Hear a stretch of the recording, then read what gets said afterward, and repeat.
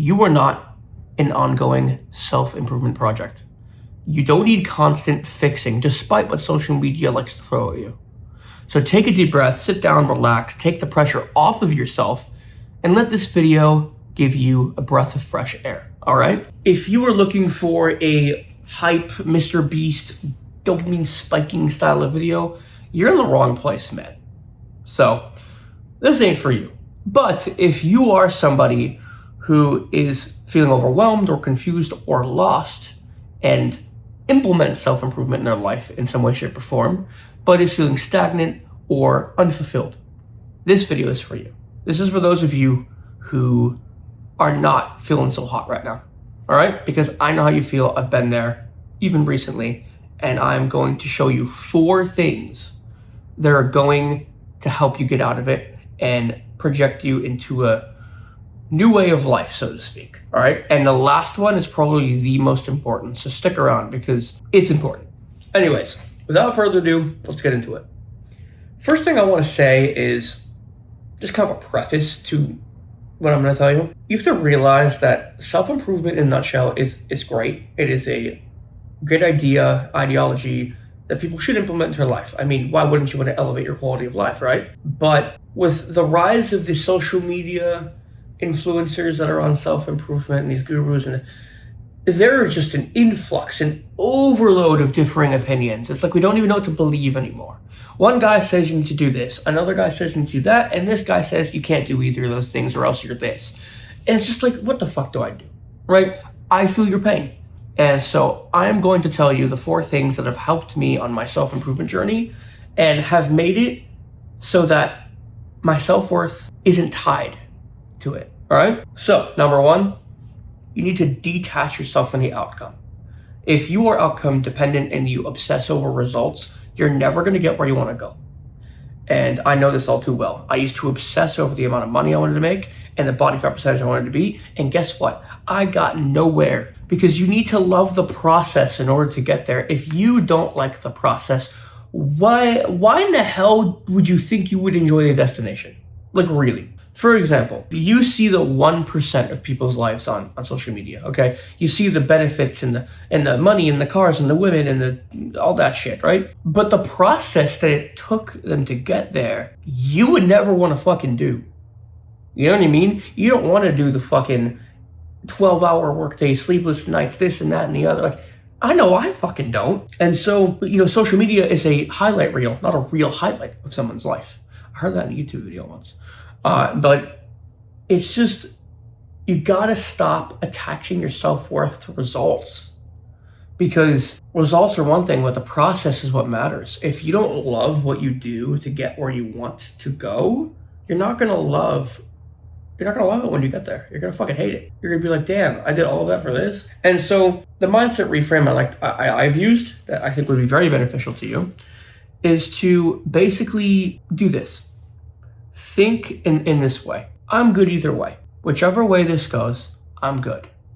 I know that I can handle it and I can figure it out. But I have the confidence in myself to know that this will work out and I can do it. You see, that does 2 things. 1, it detaches you from the outcome, and it's kind of like a go with the flow mentality. And 2, it exudes confidence and conviction in yourself that you can get where you want to go. And if you can combine freeing yourself from the shackles of expectations and outcomes, combine that with confidence and conviction, I mean, you're going to go wherever the fuck you want to go, bro. That is the secret to that. So the first thing you need to do is detach yourself from the outcomes. And confidence is great and all, but how do you become confident? Because we all know nobody is just fucking born with it. It's a skill that needs to be learned. And that is what brings me to number 2. Number 2 is to follow through on the promises that you set for yourself. That is the easiest way to build confidence, okay? They don't need to be these grand things, okay? Let's say you want to start reading, right? You want to start reading books. Okay, so you know what you do? All you do, if you've never really read or you don't like reading, pick a book to read. Guess what you do? Fucking Monday, you read 1 page, all right? You tell yourself the day before, you say, all right, on Monday, I'm going to read 1 page of this book. On Monday, you read the page. Guess what? You follow through on your promise. It is +1 confidence for you. All right, Tuesday you say, I'm gonna read another page. Cool. again. A week later, you bump it up to 2 pages. Because even reading 1 page for a week and it takes you fucking like 45 seconds or a minute. You're like, oh, all right, well, I think I can do 2 pages now. Guess what?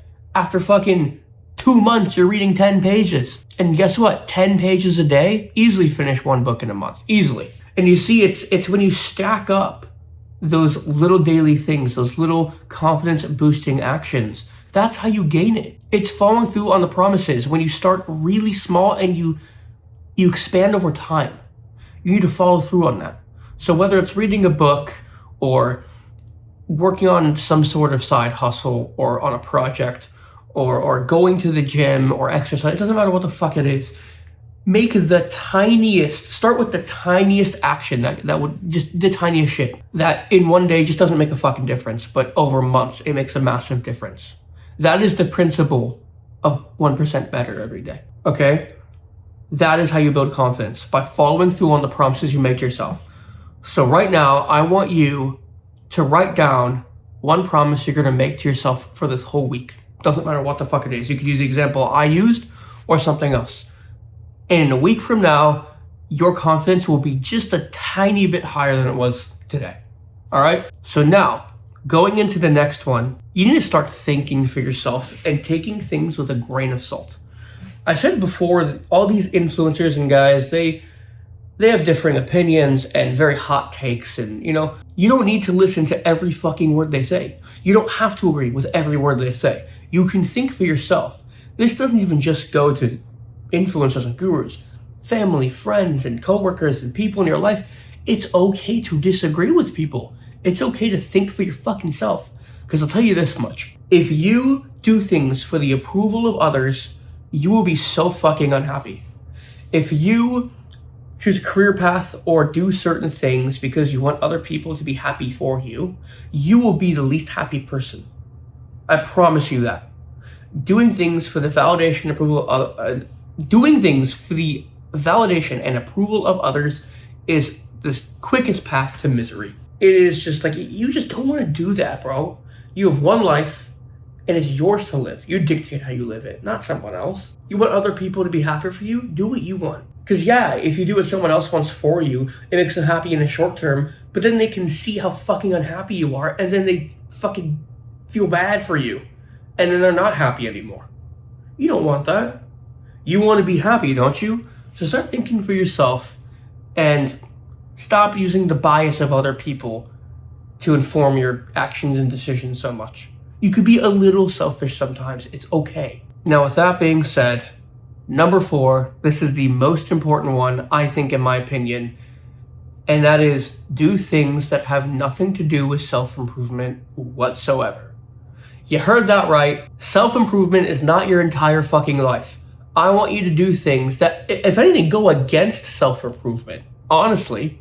You know why? Because life is meant to be fucking lived, my friend. If you want to play that video game, go fucking play it. You want to eat a cookie? Go fucking eat the cookie. Are you going to fucking become a loser after doing that? No. If you want to have a night out with some buddies and have a few drinks, fucking do it. There is nothing wrong with that. Now, if it becomes a habit and it is recurring and deteriorating your physical and mental health, then yes, you probably shouldn't. But life is meant to be fucking lived. We are all human beings and we are not perfect. You don't have to be consistent every single fucking day. Every single day, you are not going to hit every single fucking goal that you want to. Okay? It's just life. Consistency is not streak-based thinking, okay? I'm going to rewire this for you. You probably think consistency is, okay, I go to the gym 5 days a week, right? And then I went 5 days a week for 3 weeks, and then the 4th week, I only went 3 days. So therefore, I'm not consistent. No, you fucking idiot. You are consistent. Like, so, or like, for example, I'm trying to track my calories and eat in a deficit. And, 6 days of this week, I was in it. And the 7th day, I wasn't. I went a bit over. Or I went above maintenance. Okay, and then the next week, I did every day fine. Then the next week, I only did 4 days. It's consistent over time. It is 6 months, 1 year, 2 years, 5 years, 10 years. Still doing the thing, you're consistent, man. It's not a short-term way of thinking, it's long-term. It doesn't matter if you go to the gym twice a week or 7 days a week. If you're going to the gym 5 years from now, that is the definition of consistency. Okay? You don't need to think you need to be fucking perfect. So if you have a night out with your friends, if you go on a trip, if you eat some junk food, if you play a fucking game, if you do something that they like to call degenerate activities, if you do it, here and there once in a blue moon, there's nothing fucking wrong with that, bro. Live your fucking life, okay? These gurus and influencers are not your parents. They are not in control of your life. They don't even know you. They don't even know you exist, okay? So please, live your life by your own rules. Now, do I believe that you should do this in moderation? Yeah. I don't think you should be playing video games for 10 hours a day or eating junk food every single day like crazy. I don't. I think that is probably not the best idea. But then again, it's your life. I can't tell you what to do. But to have some dessert here and there, to play some games, sometimes, like, it's fine. It's like, it doesn't fucking hurt anybody. You know what I mean? Like, okay, I want to fucking play my PS5 for 2 hours tonight. Is that gonna hurt someone? No. I get to fucking wind down, relax, and recharge myself and get ready for bed. Like, really? You know what I mean? It's like, you can't go to these extremes. You need to think logically, and you need to think in terms of, like, what makes you happy, right? And so do things that are not self-improvement based, okay? Now, don't do them all the fucking time, like all day, every day. No. But, like, I'd say a healthy once or twice a week, do shit that's not self-improvement, that goes against it. Seriously. Go get that dessert. Go out with friends. Go play the game. Do it. You're a fucking human being. Enjoy your life, okay? Just because an influencer says, oh yeah, video games are so bad for you, and, like, if you eat fucking cookies, you're a fat ass. It's like, fuck you, bro. Like, I'm gonna do what I want, And that's the message I'm trying to spread on this channel, is for you to think for yourself. I want to help guide you to those thoughts, but I don't want you to think in terms of me. I want you to think in terms of you. I want to give you the confidence and the clarity that you need to make your own decisions and to do things that you feel are right for you, all right? So that being said, take the fucking pressure off of yourself, okay? I don't know why you're trying so hard to be someone you're not. Stop being someone you're not. Be who you are and just evolve that person. If you're into self-improvement, right, like me, okay, and you want to hit the gym and get in good shape, you want to maybe build a business and a career and do all that fun stuff, but you're a fucking gamer and you like playing games, fucking do it. I'm a fucking gamer, bro. I'm not like a hardcore fucking gamer, like a sweat or a streamer, but I'm a casual, like, I boot up some of my older consoles sometimes. You know what I mean? Like, who fucking does me playing an hour of a game a night fucking make me less valuable to the world or like a fucking degenerate? No, because I'm fucking filming my videos, doing my self-improvement work outside of that. You can reward yourself with things sometimes, all right? So stop trying to live up to the expectations of these gurus and other people. Set your own standards for yourself and just fucking live your life and enjoy it, man, all right? So just to go over everything. Detach yourself from the outcome, okay? Think for yourself. I'm sorry, no, wait. To go over everything, ready? Detach yourself from the outcome.